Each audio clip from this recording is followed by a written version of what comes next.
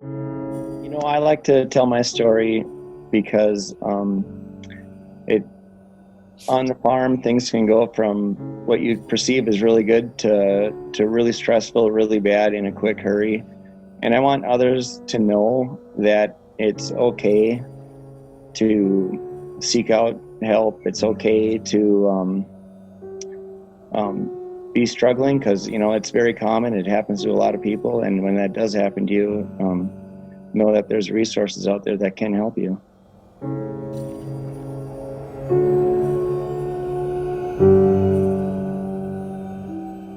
For myself, started farming right out of college, back on our family farm, and the farm was never an easy thing, even from the beginning. It was, very stressful from the very beginning, and basically started farming, got married, started a family, and as things are going, what you perceive as normal and going good, we got some good years in farming, and then as that kind of switched over to lower prices and the more of the struggle, it hits you faster than you realize, and having the tools to deal with the stress as it's coming, I wasn't necessarily prepared for it. And instead of taking advantage of what was there, I tried to deal with things on my own. And I ended up, instead of using the right credit counseling, I turned to alcohol personally, to help mask the stress I was under, I guess. And I leaned on that, and that was the wrong choice.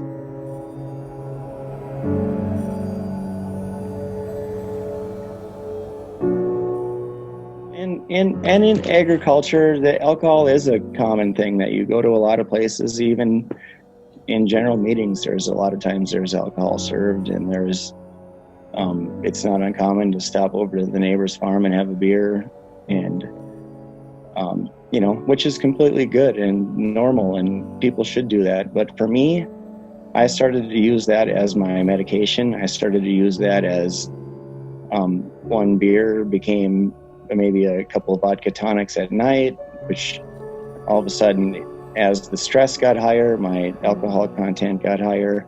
That's what I didn't rely on my family. I didn't rely on my friends. I relied on that to make things go away. And that was, it was really something I didn't, you shouldn't be doing it when you're doing it. But at the same time, I didn't know what else to do at the time. I was really ill prepared.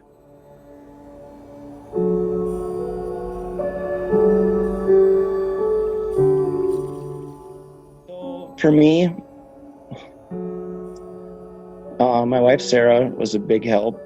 She was supportive of me in many ways. One of the ways was that some of this I had to figure out on my own.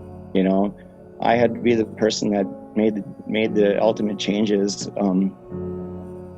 You can't make somebody quit drinking. You can't make somebody go to the doctor. You can't make somebody go to therapy, but they need to know that there's tools out there that they can use if they get to this point where they want to make some changes. I got to the point myself, I wanted to make changes. I then, I just handled things at that point when I knew, but I was at a really low point when I had to make those changes too. I was highly addicted to alcohol when I quit. And, it was a mental change I had to make, that if I was going to pull out of this, that I knew it wasn't going to be easy. I knew it was something that was going to take 100% mental focus every day, basically. But I was in such a bad spot that my mind was ready to do that. I was ready to focus in on facing my problems. Problems don't go away. They were still there. They're still there today. But at least I have a chance to deal with them now, and I have a chance to face the daily issues that I have going on. And before, I didn't even have that chance. You can't hold any sort of meeting or go to any sort of function when you're impaired. And I quite often was doing that, simply not wanting to deal with the issue that was in front of me.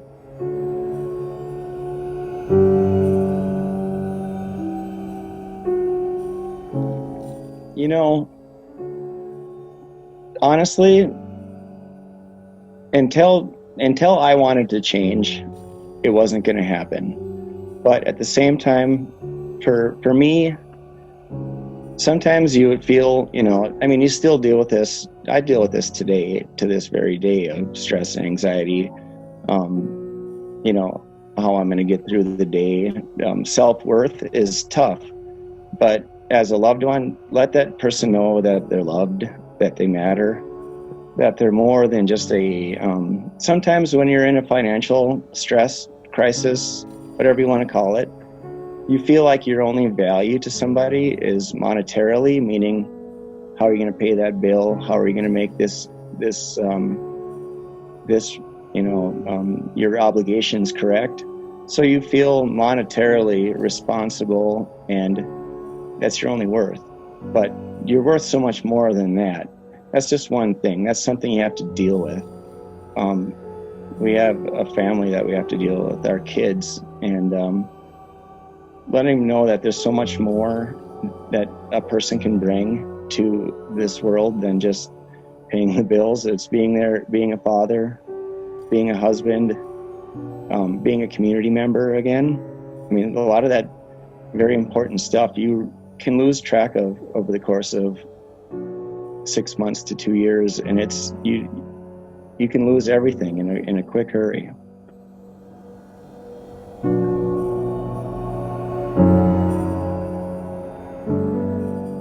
So the stress is extreme.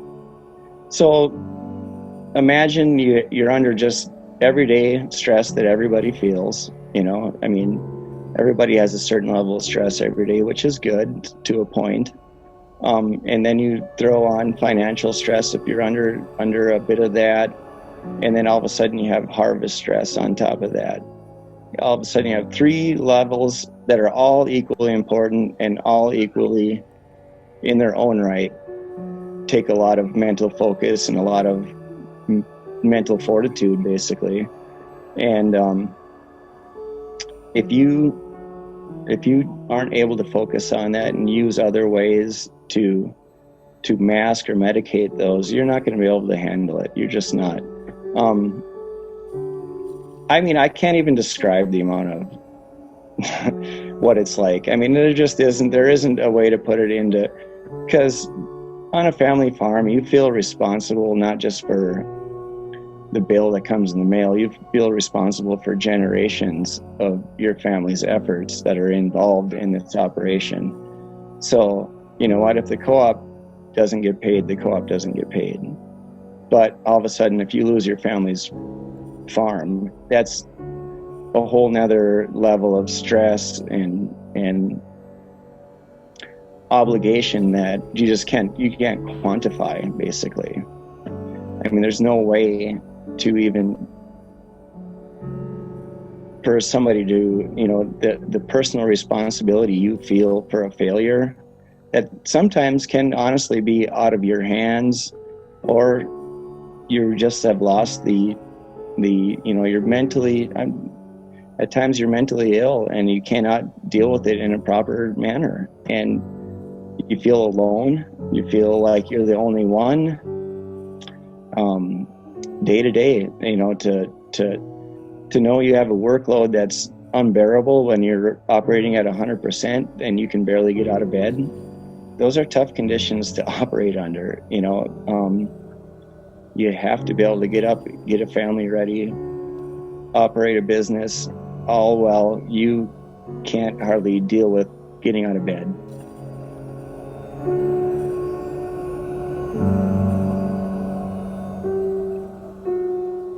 When it comes to, there are resources in Minnesota that you can reach out to, and they are,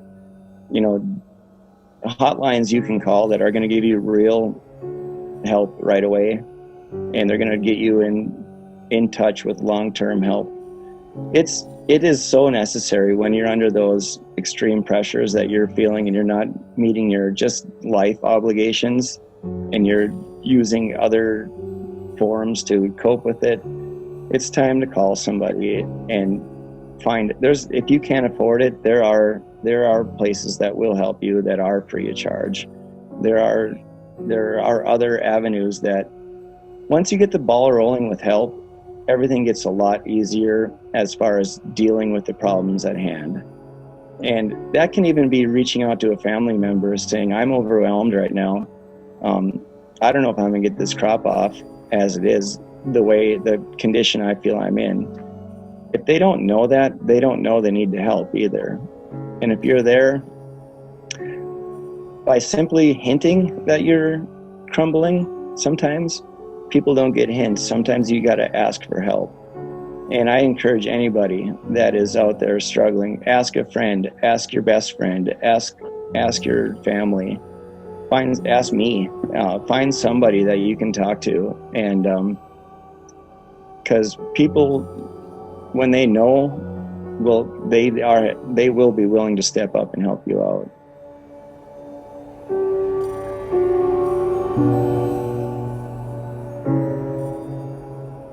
It is common for farmers to want to subdue the stress and pressures that they're under.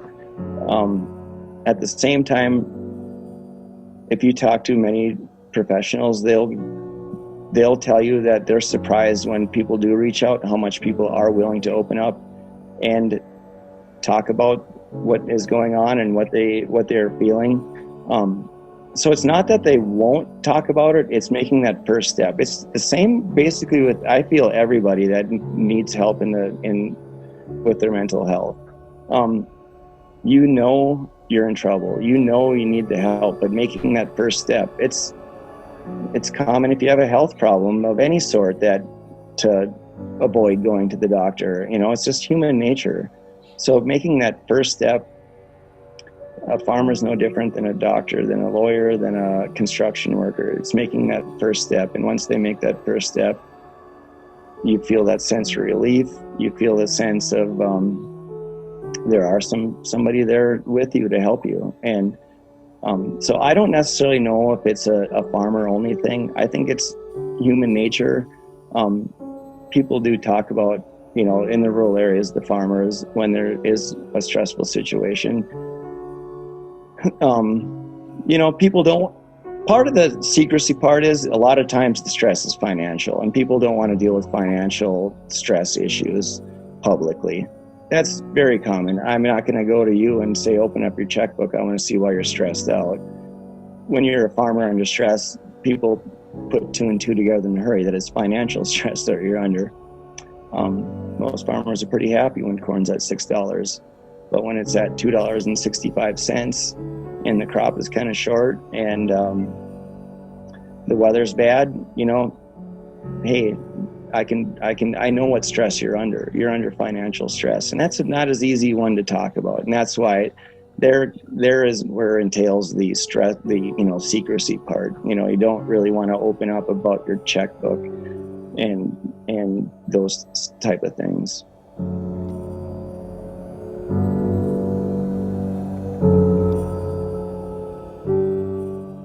If you see your parents or an older brother or sister, and if you feel you're too young to deal with the situation, find an uncle, an aunt, a grandma, grandpa, a neighbor, somebody that you need to go to that you can trust to talk to them and make that first step.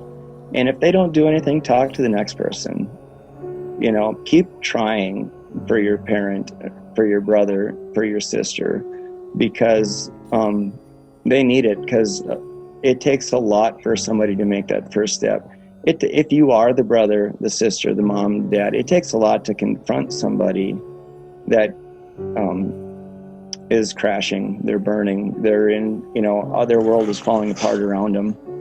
And it's not easy to pull up in the driveway and say, hey, is everything okay? Because you know what? 100% they're going to say I'm fine. Even though you know they're not fine. They're going to tell you they're fine. But stay in the conversation. Look for the little clues. Offer support. Tell them you love them. And see what help they need. See if they need help mowing the lawn. You know, I mean, sometimes you're so stressed out. It's as small as that. It's, you know, you can tell if their house is normally clean and all of a sudden it's in disarray. They're, you know, just certain people have certain tendencies. If their normal tendencies are changing, you know, start having that conversation. It might not come out on your first visit, but keep visiting, keep helping, keep loving, keep supporting. And that's going to go a long ways to the first start.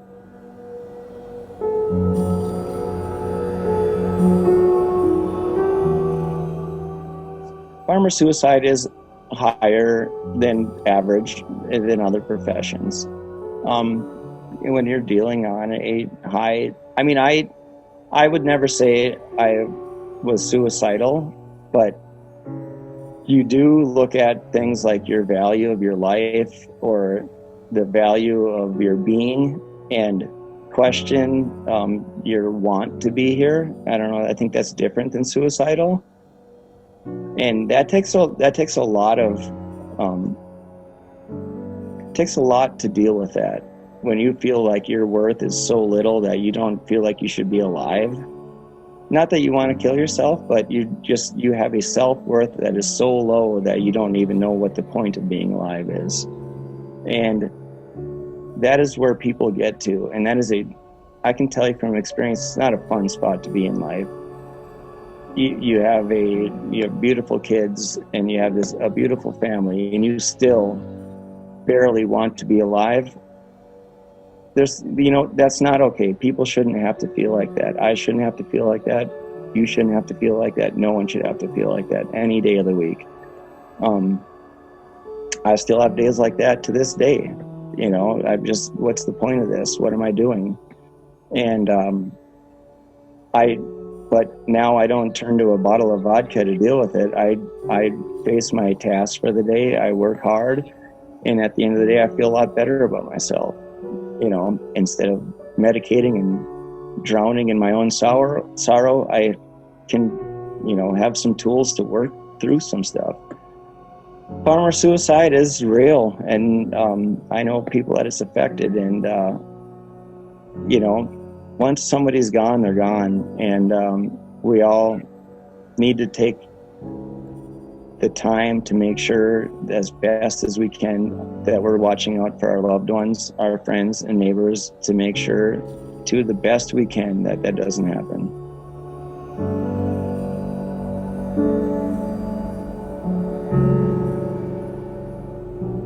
I just want everybody to realize that not everything, even if things appear to be perfect for somebody, they're not. And they can be what you perceive as having a silver spoon of a life, and it is not a silver spoon. It can be really tough, and it can happen to anybody. And you don't know when it's your turn to struggle next. That's why I always treat everybody with respect, dignity, and love, and it goes a long ways. I just want everybody out there to know that their value is more than monetary, that there is help out there. And the tough part is taking that first step. But once you take that first step, get that first help, you've done so much more than you realize, and so much more as a positive effect that's going to be on you and your family going forward. And it's courageous. And I encourage anybody in that position to please take that first step.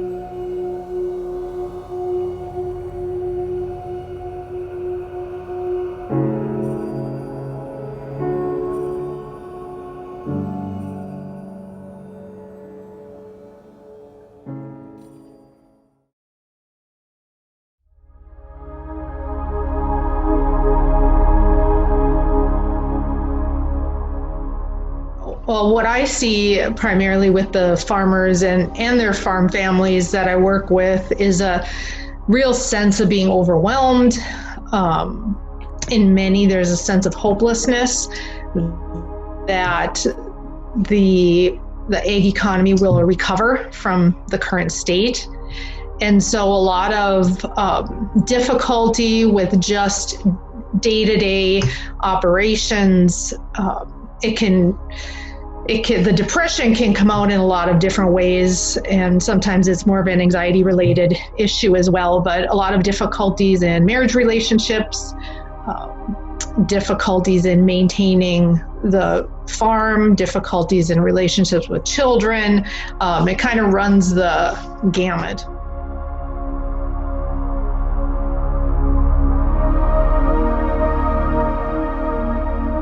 Well, we've had since 2012, there have been depressed egg commodity prices. And so there was some nice growth in years leading up to 2012, and then afterwards it really plummeted. So people were in positions of having expanded their farms because they were able to do so with the rise in prices. They were renting more land. They were making decisions, hiring employees, like we all do when our businesses are able to expand. And then there was a real turn in commodity prices. And then on top of that, some of the trade war, tariff things happened in the economy. And then COVID hit, which for livestock producers really threw a wrench in things. Many were unable to get, especially hog farmers were unable to get their hogs to the plants to be processed, and it really has caused some difficult times, going on almost 10 years now. We're 2020. So there's been many farms that have been lost. So if there was a next generation that was waiting to take over, that was not able to happen. We've seen an increase in farmer suicides. Of course, there's been a lot of farm accidents, and sometimes that is actually a death by suicide, but the farmer has set it up to look like an accident. That's not uncommon either. But I know just in the state of Minnesota last fall, we had nearly 10 grain bin deaths. And so all of those things combined, we had rough last harvest. We had many farmers leave soybeans and corn in the fields over winter. This harvest, it's better, but we're having some snow now, and I know there's a lot of corn out there. There's some soybeans still out there. So just really difficult time for our farmers.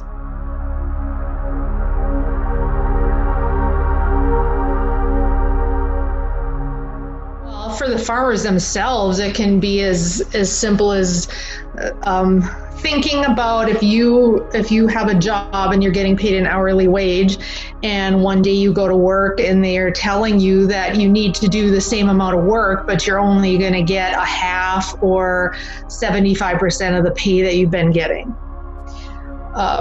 So the input is the same. None of the other costs related to farming change, but the cost, your inputs is the same, where your output, your profit margins are greatly reduced. So that's on the financial side of things. Overall, with farming, when we talk about farming and mental health, so much of it is the amount of uncertainty and uncontrollable that's in farming. So weather, commodity prices, government regulations, so much of what drives the ag economy and what really determines success or failure on the farm is outside of the producer's control. And so when I meet with farmers, we work a lot on thinking and how to focus our thinking on what we can control versus what's outside of our control.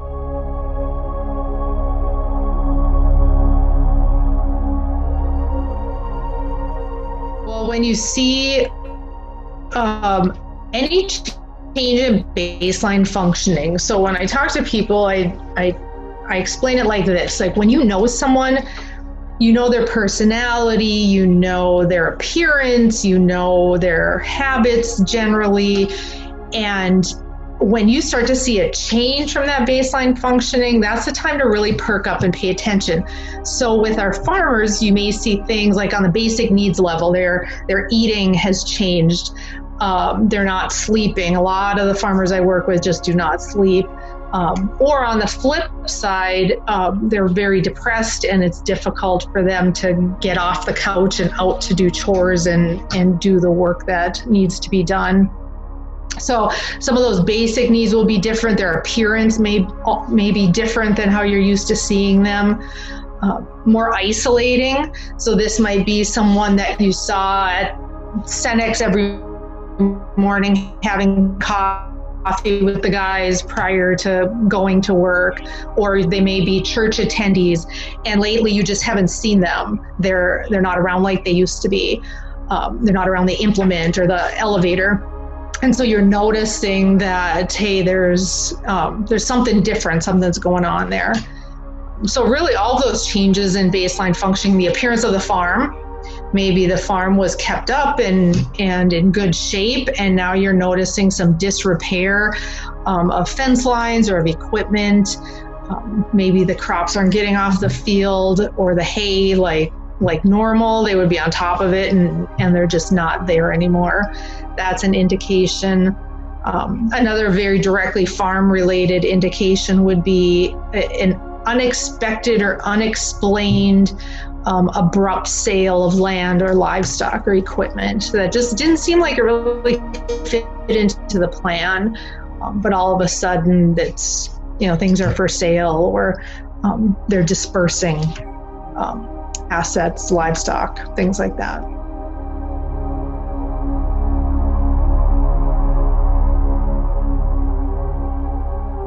It definitely has to start with where they're at. So if we're in a crisis situation where someone is suicidal, then obviously we respond to that at that level. So that would mean, whether it's a trip to the emergency department or an intervention that may lead to psychiatric hospitalization, or, something that's appropriate for that level of care. Most of the farmers I deal with, so in my program, through the state of Minnesota, the legislature has approved funding for there's two of us in the state, and we provide mental health outreach to farmers and their families at no cost, no insurance. It's a program that's for our farm families. And so on the level of service that I provide, typically the calls I get are around, like I said, people feeling overwhelmed, people struggling with relationships. And then I go to the farms, or we meet at an agreed upon location and we do talk therapy. So it would be sessions, and now with COVID, sometimes it's over Zoom or over the phone. But we do sessions and work where they're at. So if it's a relationship issue, we're there. With stress and being overwhelmed and depressed, we work a lot on, like I said, on managing our thinking, on working in the realm of what's controllable, reframing negative thoughts. And I also encourage all of my farmers to go see their primary care provider and just make sure there's nothing physically that we need to address. So are all their labs looking good? Are they eating the way they should be eating? Are they drinking water? I mean, those basics are the stepping stones to help us manage stress. And so if that's falling by the wayside, we've got to start there too.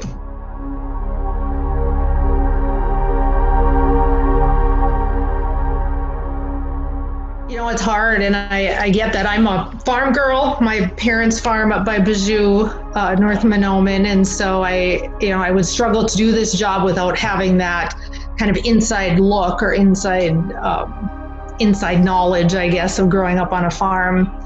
But I think it's so important to remember to take care of yourself first, that you are the greatest asset on your farm. That without you can have all the equipment, the livestock, the buildings, whatever. You can have the best yields ever. But if you're struggling, the rest of the farm is going to struggle. So that's first and foremost. A second would be to really take hold of your thinking. What are you spending your time thinking about? Is it defeating thinking? Is it worrying about the future and things you can't control? And if that's the case, I just encourage you to really back that up and change it to the positives. Focus on what you can control. Have your list, your to-do list for that day of things you need to get done, and have that be your focus versus worrying about what's going to happen with the weather, what's going to happen with prices, what's going to happen with the election, all of those unknowns that we often spend our time there in thinking. We often spend our time worrying about the uncontrollables versus the things we do have control over.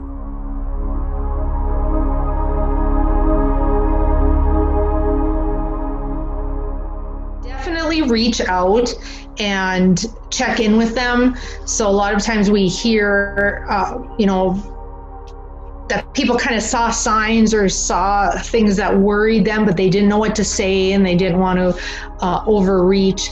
But checking in with somebody, asking them how they're doing, being that listening ear. And oftentimes when we listen to respond or to problem solve. And it's important just to listen as a sounding board. Just let somebody tell you what's on their mind, take it in, reframe it, clarify, just be that person that's a non-judgmental listener versus somebody that's going to snap back kind of an easy answer like, well, you can't control it anyway, so why are you worrying about it? And then that person shuts down. There's a lot of stress on farm family members, a lot.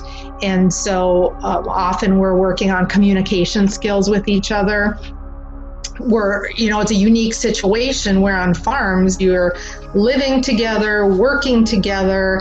Often there's multiple generations working together, and it's kind of a great place for conflicts to erupt, put it that way. So it can be a really great thing, but it can also lead to a lot of struggles. And so we work on communication, how to listen to each other, how to tell each other what we need without it erupting into an emotional back and forth. But yeah, being there for each other, understanding what you're going through. Time as a family is time not focused on the farm as a family is really important as well. A lot of our farm families may be together, but they're together with a different focus. It's not really family time. It's all about the farm. And so if there can be family time or couple time off the farm, even if it's simple, a simple trip into town or just something that's simple, it doesn't have to cost a lot, that's really important as well.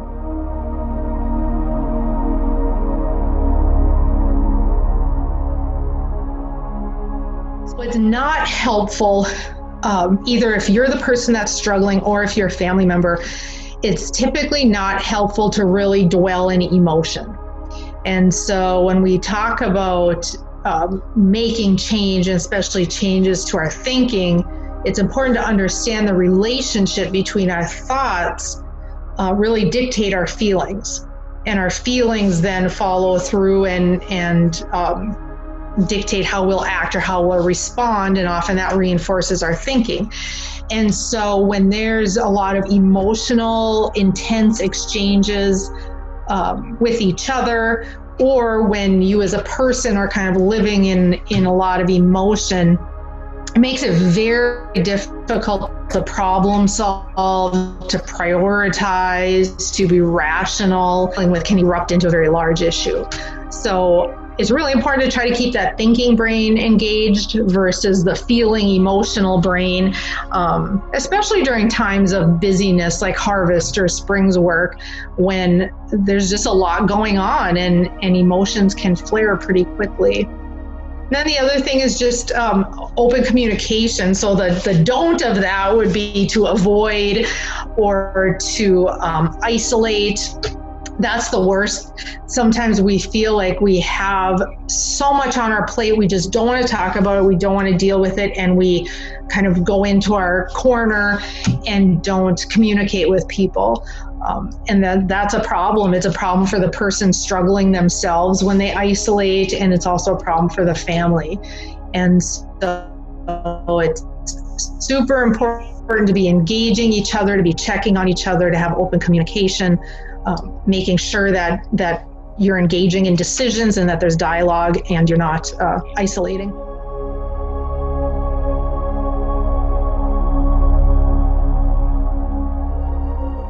So when I receive calls from farmers or farm family members, typically the emotion that they express is that they're very overwhelmed and very frustrated, that they feel hopeless.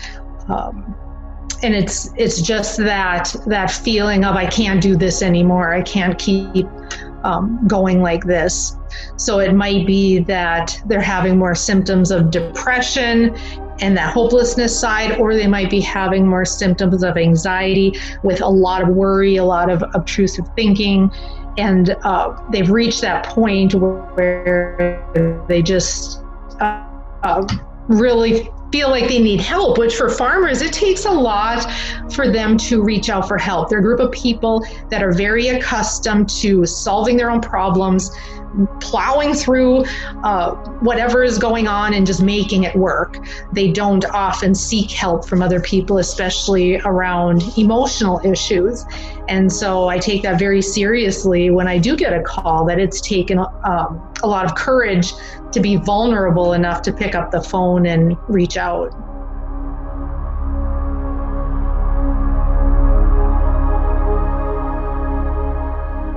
It is super important when we're talking about farmers and farm kids. A lot of times the farmers or the mom and dad don't discuss openly the stressors that they're experiencing, but the kids full well know there's something happening. One of the greatest gifts we can give to our kids is being vulnerable enough to open up to them and help them learn how to deal with stress, with us being an example. So when we are feeling a lot of pressure, when we're feeling overwhelmed, to have a conversation with them and let them know, you may see me being short-tempered, or you may see me being impatient, and I want you to know it's not your fault, that we're going through this on the farm, we have a plan, and this is how I deal with stress in my life so that I can cope.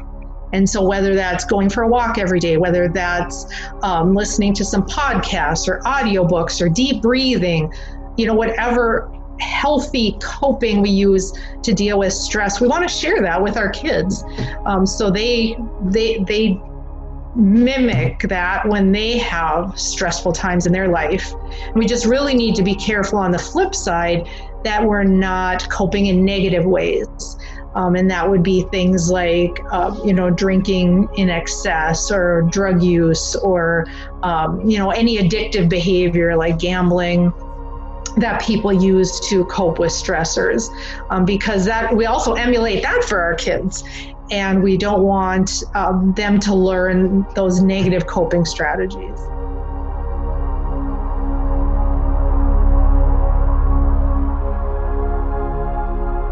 If you're worried about someone because you're seeing big changes in them and you're worried about them emotionally, reaching out is huge, and that can be a phone call. It can be when you see them, just to say, gosh, I haven't seen you for a while, or I've noticed this. Are you doing okay? Is everything going all right? Is something bothering you? Letting them know you care. And if there is a concern that this person is thinking about ending their life, or they're considering suicide, it's really, really hard to ask that question. But saying directly to them, are you thinking about killing yourself, or are you thinking about suicide, is a question that needs to be asked if the concern is there. And then the follow-up to that is, okay, what do I do after I ask the question? and that's based on their response, of course. So if the response is, I sat with my deer rifle in the house last night and I really thought of it, well, that's pretty serious. And so that's going to need some immediate action. And at that juncture, it would be something along the lines of, I don't feel okay leaving you, or I don't feel okay you leaving my office or me leaving the farm without us getting some help for you. And so have those suicide hotline numbers available. I know the Minnesota Department of Ag brochures on farm stress are downloadable on their website. My number is in there. I encourage ag business folks to keep a stack of those brochures in their truck when they're doing farm visits or in their office if they have farmers coming in, and make a phone call right there with that farmer for support. At minimum, ask them to reach out, if you can reach out to a spouse or a trusted friend or a pastor or a support person that they name while they're right with you in your office or on the farm. Because we need to see it as life and death. We really do. If we were driving down a gravel road and we noticed a farmer caught in their whatever baler, corn chopper, we wouldn't keep going. We would stop. We wouldn't just go out and say, "Are you okay?" and see that they're not okay and leave. We would see they're not okay. We would call an ambulance. We'd stay with them. And it's no different when someone is struggling and suffering emotionally. We need to be there and support them, and at least do a warm handoff to somebody that they see as a support system or a qualified professional.